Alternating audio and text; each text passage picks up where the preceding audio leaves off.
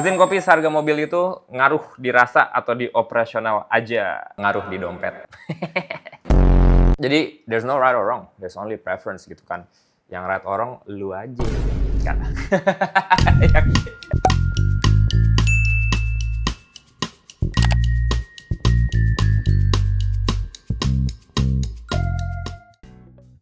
Hey, what's up everybody? This is Michael Justin. Ngapain kita hari ini? Oh, kita lagi syuting YouTube. Udah lama banget nggak syuting YouTube, guys. Jadi, beberapa hari yang lalu, post di thread dan di Instagram juga sih barusan tadi pagi. Kayak kira-kira ada pertanyaan apa aja sih yang teman-teman rasakan, wondering, bahas kopi lah gitu ya. Jadi, udah ada beberapa pertanyaan. Nggak beberapa sih, lumayan banyak. Oke, pertanyaannya dari Georgius U-nya 2. Pertanyaannya, pre-batch versus freshly pulled espresso. Wah, ini pertanyaannya menyinggung. Kok mau di-cancel sama Bang Jack? Why not? Kenapa nggak dua-duanya gitu ya? Kalau jujur, me personally, gue pakai dua-duanya. Tergantung resepnya apa, tergantung kebutuhannya apa. Obviously, freshly pulled espresso akan banyak rasa-rasanya dan aroma-aromanya. Karena panas, karena fresh gitu ya. Jadi kalau kalian minumnya espresso, black coffee, pastinya freshly pulled espresso lebih oke gitu ya. Dari segi complexity, dari segi elegance, lebih banyak layer rasanya. Kalau buatnya minuman yang dikasih ingredients lain, even bahkan kayak milk base gitu ya, I think it's okay pakai pre-batch espresso. Satu, kalau misalnya volume coffee shopnya lebih rame gitu ya, itu bisa save waktu. Kita kalau lagi pop-up atau beberapa minuman omakase dan kohi, lebih sering pakai pre-batch. Kalau buat minuman dingin gitu ya, kremanya kita bisa disaring dulu, lalu dicampur ingredients. Obviously, pre-batch jauh lebih oke, karena lebih stable rasanya. Nggak terlalu asam, pahitnya kita bisa modulate, manisnya juga biasanya udah lebih settle gitu kan. Jadi, there's no right or wrong, there's only preference gitu kan. Yang right orang, lu aja. Kan?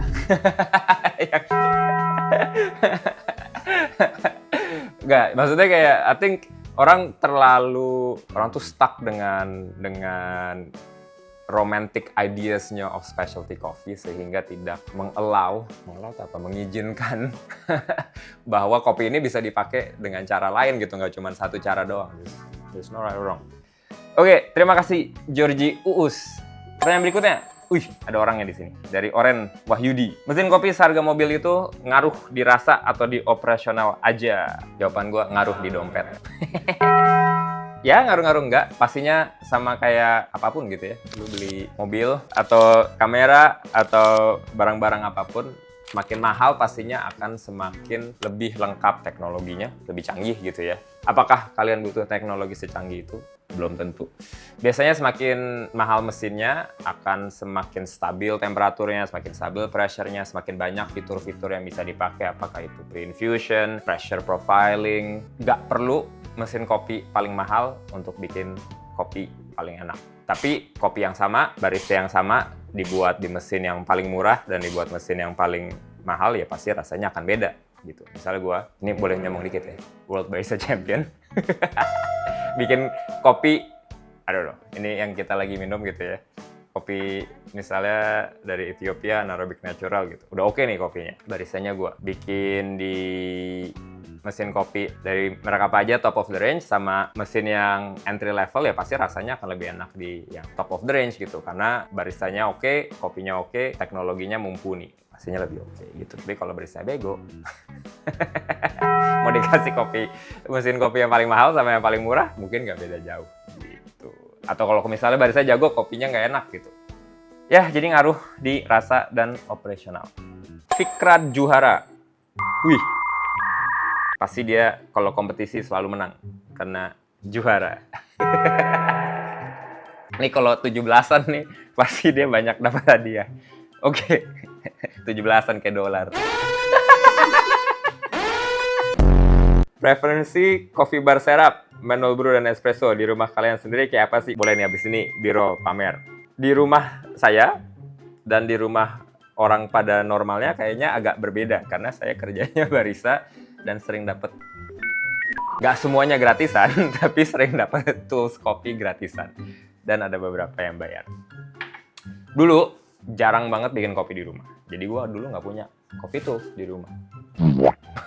Tapi sekarang kebetulan tahun lalu pindah rumah, dan karena sekarang kita syutingnya di rumah, jadi agak blended tuh tools yang dibutuhkan untuk syuting konten dan tools yang dibutuhkan untuk bikin kopi sehari-hari.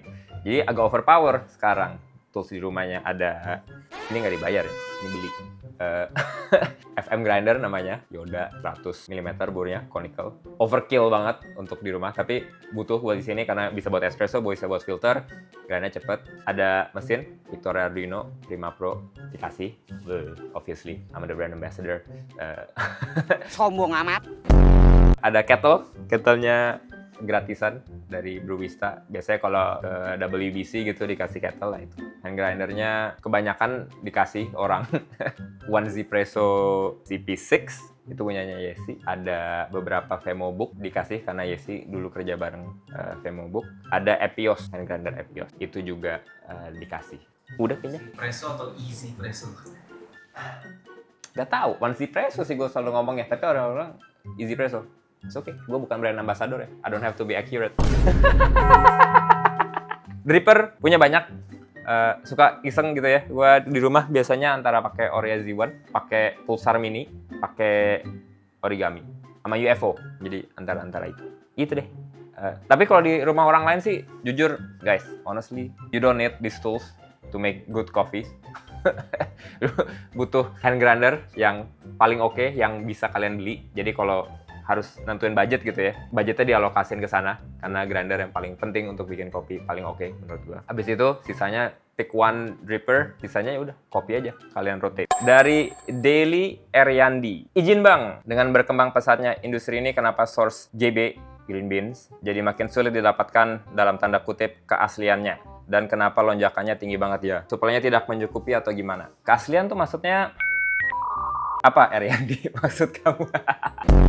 Kalau menurut interpretasi gue, mungkin keasliannya itu traceability, kayak mungkin bilangnya kopi dari daerah mana tapi mungkin dari mana gitu ya. Biasanya agak sering terjadi realita di lapangan gitu.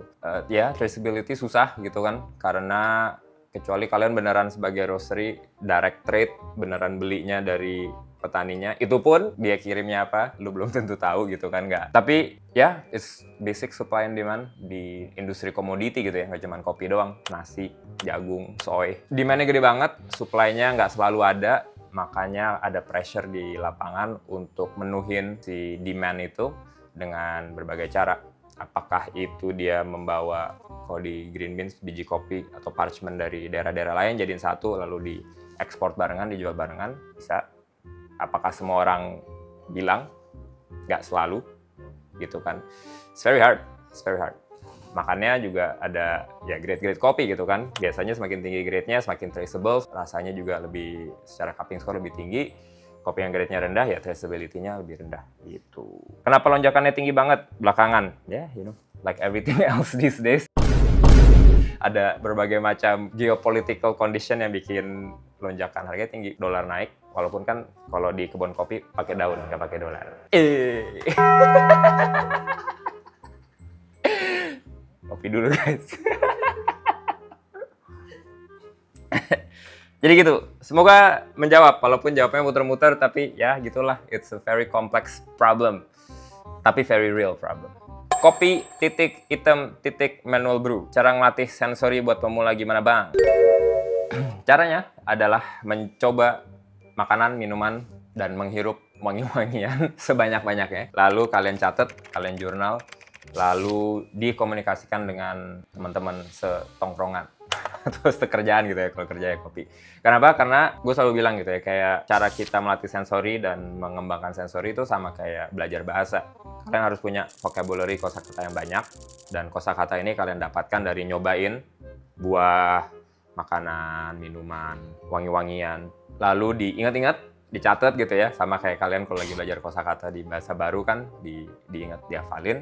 Habis itu dirangkai jadi satu menjadi kalimat yang bagus. Kalau kalian masih pemula, biasanya kosakatanya belum banyak, dan kalau kosakatanya banyak pun belum terlalu biasa untuk merangkai itu menjadi kalimat-kalimat. Makanya harus sering latihan. gitu.